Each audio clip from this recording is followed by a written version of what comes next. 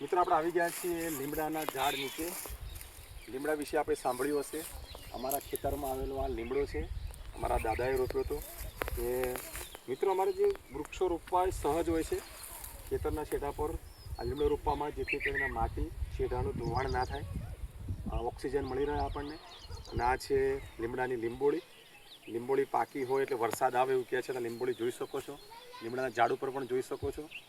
આ લીંબોળીમાંથી શેમ્પૂ બનતું હોય છે, નાવાનો સાબુ પણ બનતો હોય છે. ઘરમાં મચ્છર થયા હોય તો આના જે પાન છે સળગાવવામાં આવે, અને પાંદડા સળગાવ્યા પછી એના ધુમાડાથી મચ્છર ટકતા નથી, જીવજંતુઓ પણ ટકતા નથી. આ લીંબોળીમાંથી શેમ્પૂ પણ બને છે અને સાબુ પણ બને છે.